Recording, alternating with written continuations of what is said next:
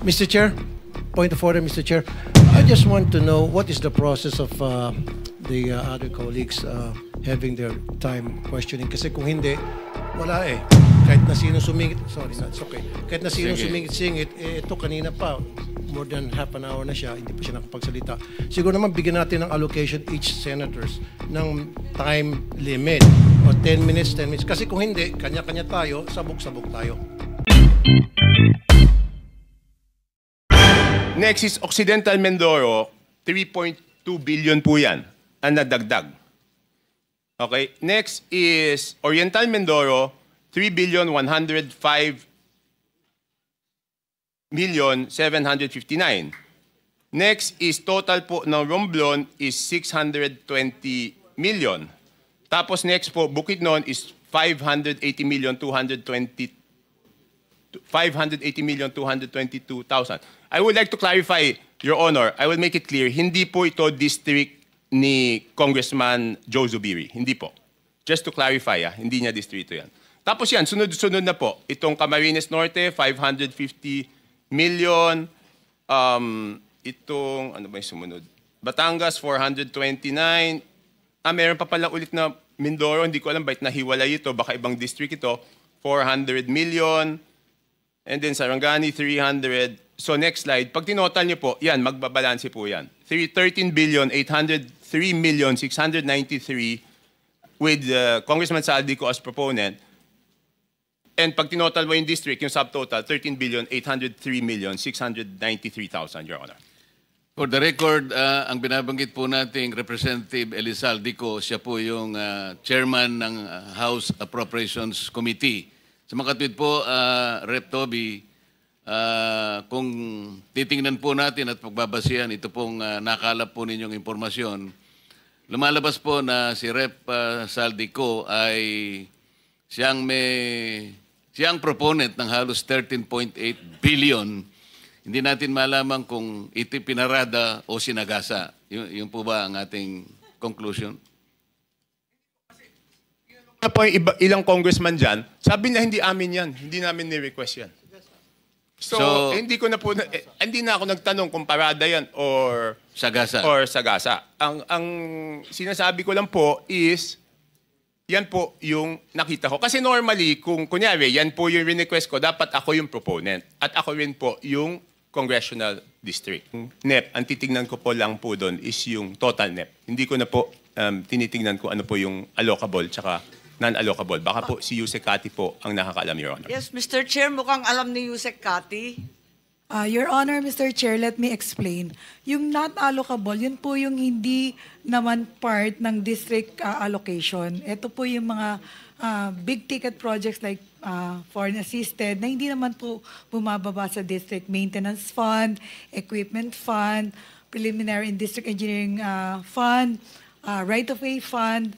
Yun pong district allocable, yun po yung based on, well, a parametric formula that the Secretary Bonoan has instructed to prepare at least to determine more or less ano po yung ceiling ng budget kada distrito, Your Honor, Mr. Chair. So, sa pagtingin ng district, halimbawa yung district engineer, yung sinasabing allocable, yung kanya na ibibid. Tama po, Your Honor. Tapos yung non-allocable, madalas napupunta sa region o di kaya sa central office. Ganun ba yun? Your Honor, most probably, Your Honor. Yes, hindi po part ng district office yung non-allocable. Okay, thank you. Rep. Toby, siguro doon sa parada at saka sa gasa, doon sa parada malaman natin magkano yung parking fee siguro para sa kaalaman din ng committee. Doon sa sagasa, ano kaya yung ginamit na pang sagasa? Pison kaya o train o kung paano? Kasi kailangan malaman din natin. Your Honor, hindi po ako sumasama sa mga usapang parking, so hindi ko po Opo, alam po namin yun. Baka lang alam ko po, hindi po ako pumapasok sa pagsisiyasat ninyo ay makatulong naman kung ilan yung mga parking fees po. Sapagkat sinusuri na rin po ito, kaugnay din ng pagtukoy natin sa maanumalyang flood control projects. Your Honor, pasensya na po. It's baka third-hand information, chismis eh. So ayoko naman magsabi ng chismis kung hindi naman yung mismong naparadahan ang magsasabi sa akin na siya'y naparadahan. Ng ganito. Salamat po. Mr. Chair, may itatanong lang ako doon sa bid short of award. Kasi nalilito ako. Ang pagkaalam ko po kasi, only projects that are included in the NEP can undergo pre-procurement. Bakit dito sinasabi na pati yung initiatives, insertions in the small committee and the BICAM also undergo pre-procurement bidding short of award? Di ba bawal yun? Akala ko yung NEP lang. Madam Chair, if I Yes may. po, ayun. Yes po. Ano po yan? Nasa rule po ng New Government Procurement Act. Ang pwede lang pong i-early procurement. Hindi ko po alam yung term nila na short of bid award. short of award, Ang yeah. meron po tayong term is early procurement early- activities. Ang So ibig yung sabihin po early nun, procurement, ito iba po, pa yun sa pre-procurement yeah, po? ito po yung pwedeng ipabid pag nasa National Expenditure Program na. Pero pag nasa BICAM po at saka sa hindi na po kasi nagbago na po yung mga numero eh. Kaya nga, so Magkaiba po 'yon. So, yun na nga, yun ang tinatanong ko. Yes, We're ma'am. talking about the same thing. Opo. So, yun ang Mali lang po tinatanong ko. siguro yung pagkakagamit ng term ni Yusek Cathy. Yung kanina, yung kay Yusek, hindi maaring i-pre-procurement o i-early procurement o i-bid short of award kapag hindi kasama sa NEP. Hindi ba ganun yun? Yes po. Dapat, Section yung mga 21 po. Yung mga insertions, congressional initiatives, lahat yan, walang pre-procurement. Wala po. So, walang aregluhan sa kontratista. Wala po. Ang walang early down payment o mobilization fund. Yes, ma'am. Magkaliwanagan Opo. lang Yun po, tayo. early procurement po, Section 21 of the New Government Procurement Act. Yes, Yes, ma'am. that went through the Senate. Thank you. Opo. Point of I order, think that Mr. is Chair. very clear. Mr. Chair. Nasa bagong na yan, New Government Procurement RA 12009. Mr. Chair, point of order, Mr. Chair. I just want to know what is the process of the other colleagues having their time questioning. Kasi kung hindi, wala eh. Kahit na sino sumingit, sorry, no, it's okay. Kahit na sino Sige. sumingit-singit, ito kanina pa, more than half an hour na siya, hindi pa siya nakapagsalita. Siguro naman bigyan natin ng allocation each senators ng time limit o 10 minutes. Kasi kung hindi, kanya-kanya tayo, sabog-sabog tayo. Yun na po yung aking pananaw, Mr. Chair. Okay, thank you very much for the point of order. Any more member of the committee who wish to ask questions to Representative Toby? Di ba dapat first come, first serve, Mr. Chair?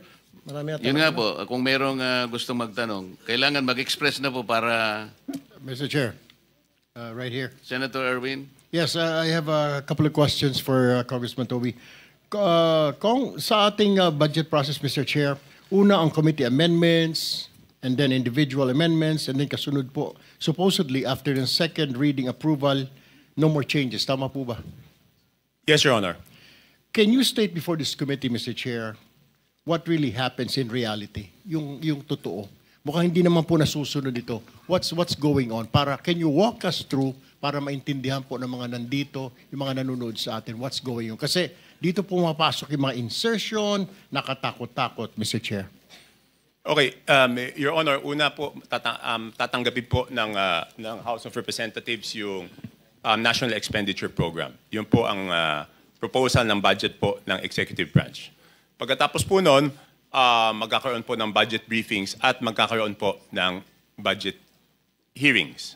Okay. Doon sa mga budget briefings at budget hearings na yon, Your Honor, ang mga cabinet secretary po ang natatanong ng mga congressman.